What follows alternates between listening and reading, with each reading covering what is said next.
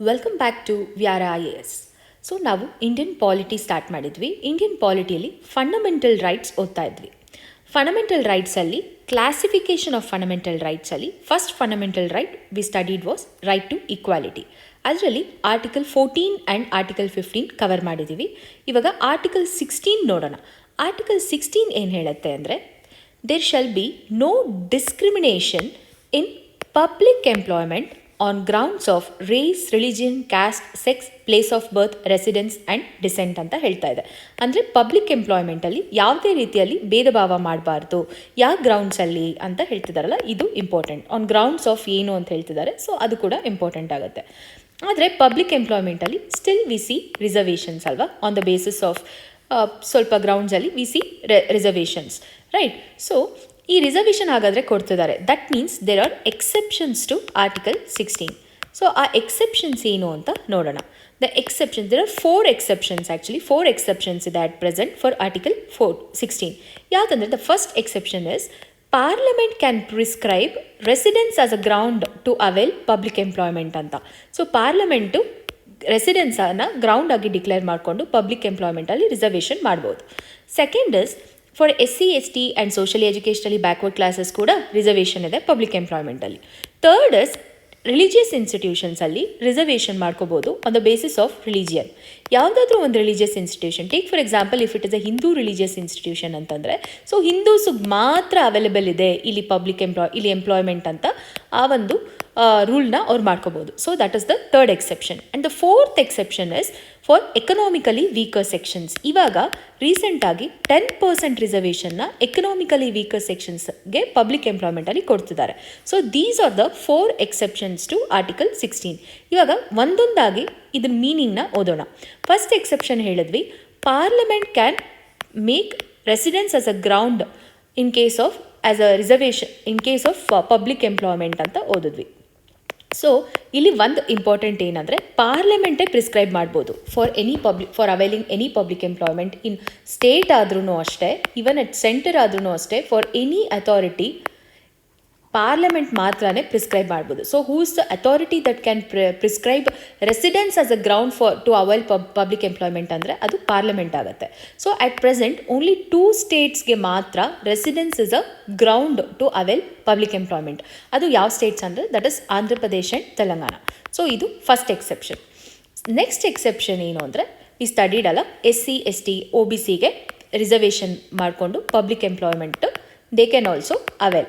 So ಎಷ್ಟು percentage reservation ಕೊಟ್ಟಿದ್ದಾರೆ ಅಂದರೆ, for all together SC, ST and OBC the reservation must be 50%. So ಈ 50% limit ಹೇಗೆ ಬಂತು ಅಂದರೆ, supreme court has given this ceiling ಅಂತ. ಈ ಲಿಮಿಟ್ ಟು 50% ಅನ್ನೋದು ಸುಪ್ರೀಂ ಕೋರ್ಟ್ ಕೊಟ್ಟಿದ್ದಾರೆ. ಸುಪ್ರೀಂ ಕೋರ್ಟ್ ಏನು ಹೇಳುತ್ತೆ ಅಂದರೆ, ಯಾವುದೇ ಕಾರಣಕ್ಕೂ ದ ರಿಸರ್ವೇಷನ್ ಲಿಮಿಟ್ಟು 50%ಗಿಂತ ಜಾಸ್ತಿ ಹೋಗಬಾರ್ದು ಅಂತ. ಸೊ ಆಲ್ ಟುಗೆದರ್ ಇದು 50% ಅಷ್ಟು ರಿಸರ್ವೇಷನ್ ಇದೆ. ಇವಾಗ OBCಗೆ 27% ರಿಸರ್ವೇಷನ್ ಕೊಟ್ಟಿದ್ದಾರೆ. ಸೊ ಅದರ ಹಿಸ್ಟ್ರಿ ಹೇಗೆ ಬಂತು 27% ರಿಸರ್ವೇಷನ್ ಅಂತ ತಿಳ್ಕೊಳ್ಳೋಣ. ಸೊ ಫಸ್ಟ್ ಮಂಡಲ್ ಕಮಿಷನ್ ಅಂತ ಅಪಾಯಿಂಟ್ ಮಾಡ್ತಾರೆ. That is to recommend the OBCದು ಕೇಸ್ ಸ್ಟೇಟಸ್ ಹೇಗಿದೆ ಏನು ಅಂತ ರೆಕಮೆಂಡ್ ಮಾಡೋದಕ್ಕೆ ಮಂಡಲ್ ಕಮಿಷನ್ನ ಅಪಾಯಿಂಟ್ ಮಾಡ್ತಾರೆ. ಸೊ ಈ ಮಂಡಲ್ ಕಮಿಷನ್ ಏನು ಹೇಳುತ್ತೆ ಅಂದರೆ, it says that 52% of population ಬಂದುಬಿಟ್ಟು OBC ಆಗಿದೆ ಮತ್ತೆ ರೆಕಮೆಂಡ್ ಮಾಡುತ್ತೆ ಈ 52% ಆಫ್ OBCಗೆ 27% ಅಷ್ಟು ರಿಸರ್ವೇಷನ್ನ ಕೊಡಬೇಕು ಅಂತ ಮಂಡಲ್ ಕಮಿಷನ್ ರೆಕಮೆಂಡ್ ಮಾಡುತ್ತೆ. ಸೊ ಈ ಮಂಡಲ್ ಕಮಿಷನ್ ರೆಕಮೆಂಡೇಷನ್ನ VP ಸಿಂಗ್ ಗೌರ್ಮೆಂಟು accept ಮಾಡಿ it gave 27% reservation to OBC. So next ಏನಾಗುತ್ತೆ ಅಂದರೆ, PV ನರಸಿಂಹರಾವ್ ಗವರ್ನಮೆಂಟ್ ಬಂದುಬಿಟ್ಟು ಅವರು 2 ಚೇಂಜಸ್ ತರಬೇಕು ಅಂತ ಹೇಳ್ತಾರೆ. ಫಸ್ಟ್ ಚೇಂಜಸ್ ಏನು ಹೇಳ್ತಾರೆ ಅಂದರೆ, ಓಕೆ 27% ರಿಸರ್ವೇಷನ್ ಕೊಡ್ತಾ ಇದ್ದೀವಿ OBCಗೆ, ಈ OBCಯಲ್ಲಿ creamy layer and non creamy layer ಈ ಥರ ಡಿಫ್ರೆನ್ಸಿಯೇಷನ್ ಮಾಡೋಣ ಅಂತ ಹೇಳ್ತಾ ಇದ್ದಾರೆ. ಅಂದರೆ ಎಕನಾಮಿಕ್ ಕ್ರೈಟೀರಿಯಾನ ತರ್ತಿದ್ದಾರೆ ಇಲ್ಲಿ OBCಯಲ್ಲಿ. ಆಲ್ರೆಡಿ ಎಕನಾಮಿಕಲಿ ಸ್ಟೇಬಲ್ ಆಗಿರುವಂಥ OBCಗೆ ಮತ್ತೆ ರಿಸರ್ವೇಷನ್ ಕೊಡೋದ್ರಲ್ಲಿ ಮೀನಿಂಗ್ ಇಲ್ಲ. ಸೊ ಈ ಥರ ಕ್ಯಾಟಗರೈಸೇಷನ್ ಮಾಡೋಣ, we shall categorise OBC as creamy and non creamy layer ಅಂತ ಹೇಳ್ತಾರೆ. That is the first change that PV Narasimha Rao government wanted to bring. The second change ಏನು ಹೇಳ್ತಾರೆ ಅಂದರೆ, ಓಕೆ ಇವಾಗ ಈವನ್ OC ಕ್ಯಾಸ್ಟ್ ಅವ್ರಿಗೆ ಕೂಡ ಎಕನಾಮಿಕಲಿ ವೀಕರ್ ಸೆಕ್ಷನ್ಸ್ ಅವ್ರಿಗೆ 10% ರಿಸರ್ವೇಷನ್ನ ಕೊಡೋಣ ಅಂತ ಹೇಳ್ತಾರೆ. So these are the 2 changes that PV Narasimha Rao government wanted to bring. ಆದರೆ ನೆಕ್ಸ್ಟ್ ಏನಾಗತ್ತಂದರೆ ಈ ಕೇಸು ಸುಪ್ರೀಂ ಕೋರ್ಟ್ ಹೋಗುತ್ತೆ. This is a very famous case in respect to reservation ಅಂತ ಹೇಳ್ಬೋದು. This is Indira Sawhney case. ಈ ಕೇಸಲ್ಲಿ ಸುಪ್ರೀಂ ಕೋರ್ಟ್ ಏನು ಹೇಳುತ್ತೆ ಅಂದರೆ, okay, the first thing you are saying ಅಲ್ಲ, categorisation is valid, okay V accepted.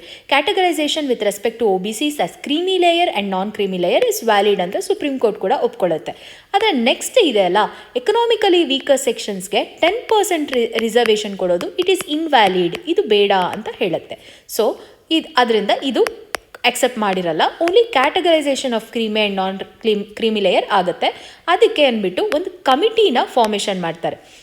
That is national commission on backward classes. ಇದು ಏನಕ್ಕೆ ಫಾರ್ಮೇಷನ್ ಮಾಡ್ತಾರೆ ಅಂದರೆ, to look into the disputes of creamy and non creamy layer. ಇದಕ್ಕೆ ಏನು disputes ಆಗುತ್ತೆ ಅಂತೆಲ್ಲ ನೋಡೋದಕ್ಕೆ ಅಂತ ಒಂದು ಕಾನೂನನ್ನ ಪಾಸ್ ಮಾಡ್ತಾರೆ, ಒಂದು ಲಾ ಪಾಸ್ ಮಾಡಿ ಆ ಲಾ ಅಡಿಯಲ್ಲಿ ಈ ಬಾಡಿನ national commission on backward classes ಅಂತ ಕಾನ್ಸ್ಟಿಟ್ಯೂಟ್ ಮಾಡ್ತಾರೆ. So this body is statutory body ಅಂತ. ಸ್ಟ್ಯಾಟ್ಯುಟರಿ ಬಾಡಿ ಅಂದರೆ ಯಾವುದಾದ್ರೂ ಸ್ಟ್ಯಾಟ್ಯೂಟ್ ಮೂಲಕ, ಸ್ಟ್ಯಾಟ್ಯೂಟ್ ಅಂದರೆ ಯಾವುದಾದ್ರೂ ಕಾನೂನು ಅಡಿಯಲ್ಲಿ ಆ ಬಾಡಿ ಆರ್ಗನೈಸೇಷನ್ ಫಾರ್ಮ್ ಮಾಡಿದರೆ that organisation will come under statutory body ಅಂತ. So national commission of backward classes initially was a statutory body. Later ಏನಾಯ್ತಂದರೆ, ರೀಸೆಂಟಾಗಿ 2018 102nd ಕಾನ್ಸ್ಟಿಟ್ಯೂಷನಲ್ ಅಮೆಂಡ್ಮೆಂಟ್ ಆ್ಯಕ್ಟ್ ಮುಖಾಂತರ national commission on backward classes become a constitutional body. So this is very important. Constitutional body ಅಂತಂದರೆ ಏನು?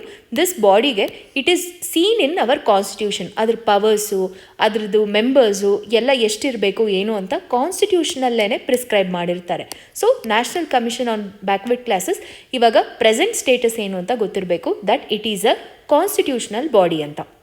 So ಇವಾಗ ಏನು ಓದಿದ್ವಿ ಅಂದರೆ, we studied about the reservation for SC/ST and OBC ರಿಸರ್ವೇಷನ್ದು ಬ್ಯಾಕ್ಗ್ರೌಂಡ್ನ ತಿಳ್ಕೊಂಡ್ವಿ.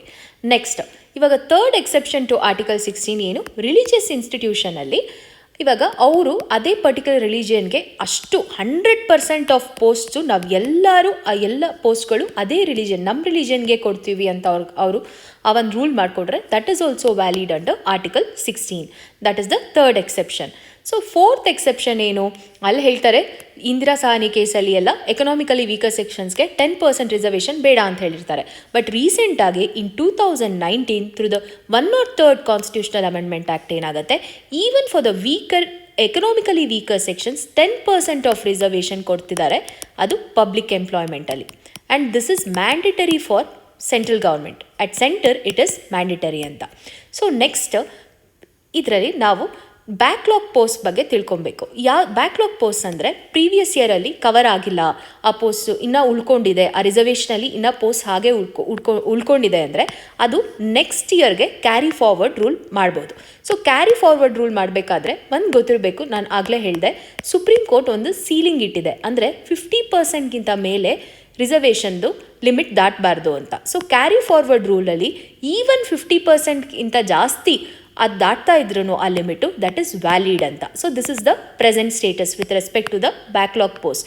ಸೊ ಬ್ಯಾಕ್ಲಾಗ್ ಪೋಸ್ಟ್ ಏನು, you can carry forward it to the next year, but even if it is exceeding the limit of 50%, it is valid ಅಂತ. So next ಗೊತ್ತಿರಬೇಕು, reservation with respect to promotions. The present status ಏನು ಅಂತಂದರೆ, yes, reservations in promotions is given only for SC and ST, not for OBC.